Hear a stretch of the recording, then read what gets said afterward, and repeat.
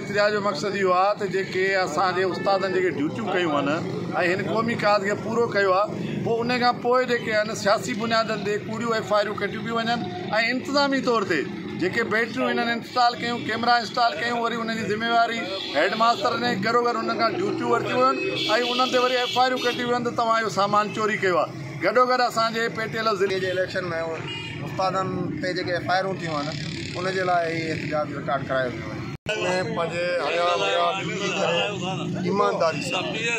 ऐं मामूली ॻाल्हि जे करे जेकॾहिं